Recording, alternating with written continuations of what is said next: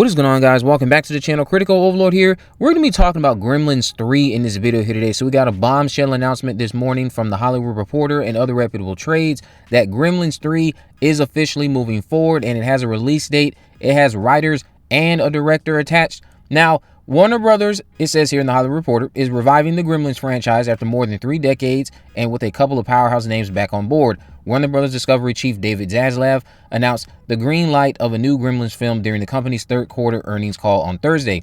Zaslav said Steven Spielberg is back on board as executive producer through his company Amblin Entertainment. The 1984 original film's writer Chris Columbus is also returning to produce and direct the film.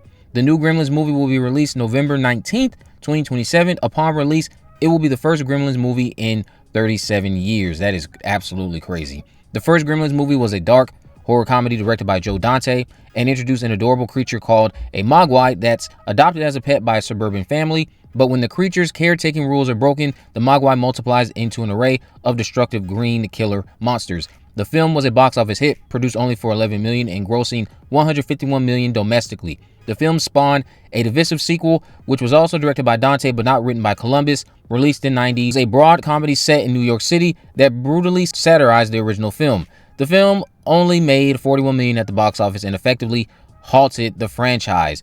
So I am really looking forward to this.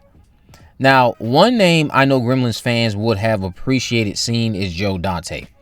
I don't think he's directed a film though since 2014, so I'm not too surprised that he's not coming back for this one, but that would have been fantastic. Also, this news would have hit way harder if Hollywood hadn't been slapping us across the face with sequels, remakes, reboots, revivals so much lately. Now imagine if for the last decade or so we'd been getting nothing but fresh ideas that resonate with audiences, and then bam, you wake up today to see an old franchise from your childhood is coming back.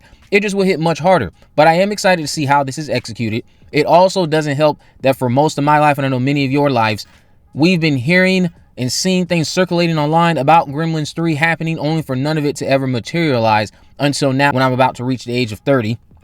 So I'm reasonably excited, but also kind of like, well, it took you long enough. A couple months back, Zach Galligan gave this update to an audience about where things stood with Gremlins 3. We know Galligan played Billy in the first 2 movies. He said after 35 years, they've come up with a script. Warner Brothers is incredibly interested in doing it. Apparently, it's waiting on Mr. Spielberg to read it and approve it, but you can thank the success of Beetlejuice. Well, not just that. There was also that animated show that was on HBO Max, I think, dedicated to Gremlins.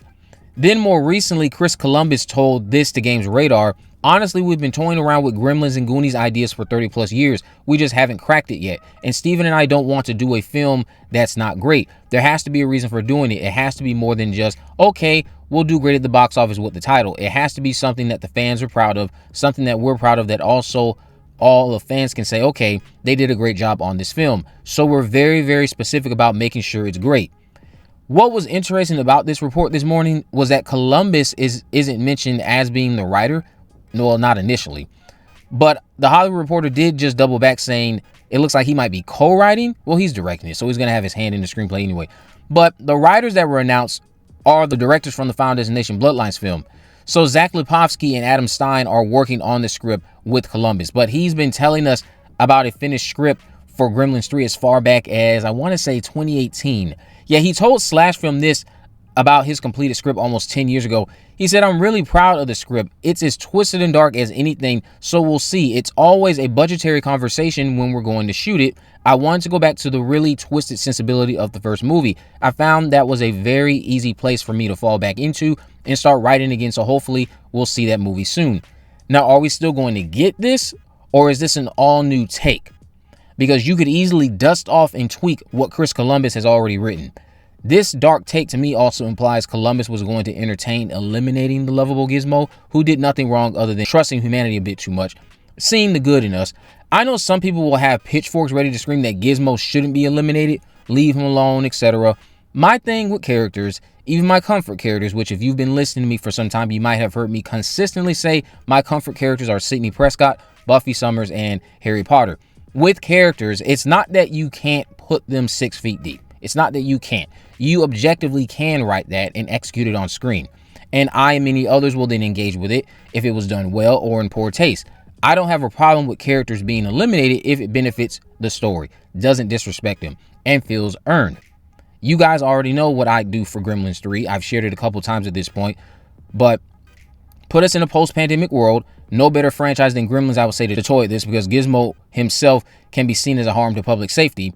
But put us in a world like that. Internet culture is crazy, of course, and a group of people who suffered during the pandemic are hell-bent on destroying things that might put humanity in a similar situation.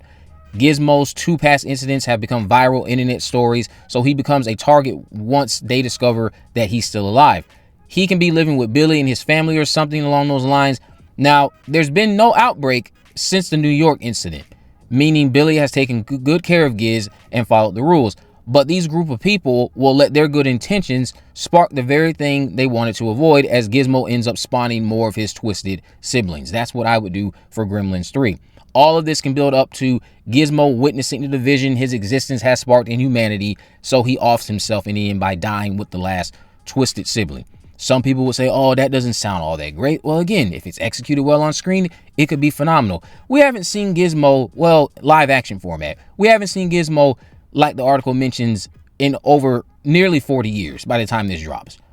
If you're that emotionally attached to Gizmo, I sympathize with you, because I love the guy myself, but I am of the mindset that if you concoct something that is not disrespectful to the character, killing them, it's not bad. It's not bad. You just have to do it well.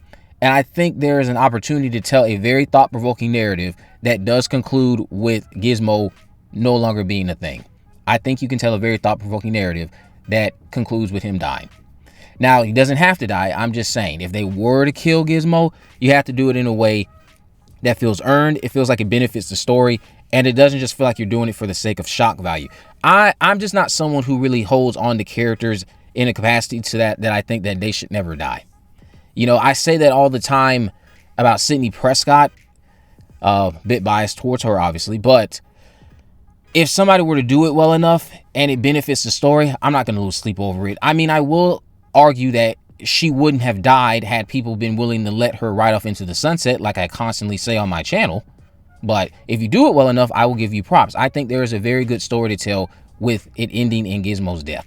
Now, I am concerned about how much CGI will be in this film. I hope it's very minimal and it's a lot of practical effects and not CGI heavy. But let me know what you guys think about all this down in the comment section below. If you haven't already, of course, make sure you go ahead and subscribe, turn on post notifications so you never miss a video. In the description, I have links to all my social media accounts. I'm on Facebook, Twitter, and Instagram. You can message me there, of course, to let me know if there are any movies, news, or reviews you'd like me to cover in the future. And with all that in mind, guys, I will see you in the next video.